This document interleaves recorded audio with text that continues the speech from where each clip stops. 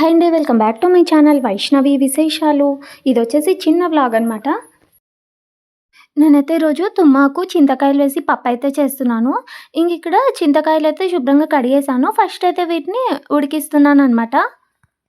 ఇక్కడ వాటర్ అయితే కొద్దిగా వేసుకొని ఒక 3, 4 విజిల్స్ వచ్చే వరకు ఉడికించుకోవాలి. ఇక్కడైతే చింతకాయలు కూడా ఉడికిపోయాయి. ఇదొచ్చేసి తుమ్మి ఆకనమాట. నేనైతే నిన్ననే ఒలిచైతే పెట్టేశాను. ఈ తుమ్మి ఆకుని ఫస్ట్ మనము పప్పు చేసే ముందర ఇలా కొద్దిగా వాటర్‌లో ఉడికించుకోవాలనమాట. అప్పుడే ఆ పప్పు అనేది చేదు లేకుండా ఉంటుంది. ఇలా ఒక 5 మినిట్స్ ఉడికించుకోవాలి. ఆ తర్వాత ఆకు మొత్తం కొద్దిగా కలర్ చేంజ్ అయిన తర్వాత ఈ వాటర్ అంతా కూడా వడగట్టేసుకోవాలనమాట.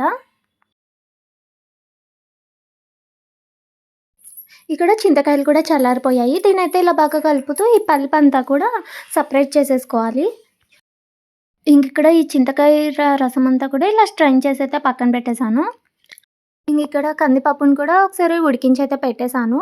ఇంకా మనం ఉడికించి పెట్టుకున్న ఈ తుమ్మి ఆకుని, అలాగే చింతకాయల రసాన్ని మన పులుపుకి తగ్గట్టు వేసుకోవాలనమాట. ఇంకా మన కారానికి తగ్గట్టు పచ్చిమిర్చిని, అలాగే టేస్ట్‌కి తగ్గట్టు సాల్ట్‌ని వేసుకొని బాగా కలుపుకొని ఒక 2 విజిల్స్ వచ్చే వరకు ఉడికించుకోవాలి.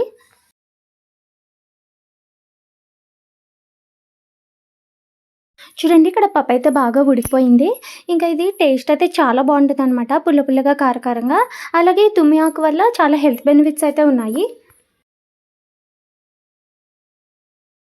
పప్పు రసం అయితే అయిపోయింది. ఇంకా అలాగే ఇక్కడ బెండకాయ రోటి పచ్చడి అయితే చేస్తున్నాను. ఇక్కడ బెండకాయలైతే వేయిస్తున్నాననమాట. అందులోనే పచ్చిమిర్చి కూడా వేసేసాను. ఈ బెండకాయ పచ్చడి అయితే చాలా సింపుల్‌గా చేసుకోవచ్చు. చూడండి, ఇలా బెండకాయ, పచ్చిమిర్చిని వేయించేసుకోవాలనమాట.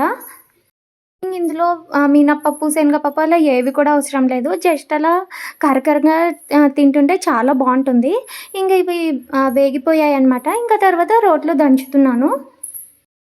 ఇంకా సాల్ట్ కూడా ఇవి దంచేటప్పుడే వేసేస్తాననమాట.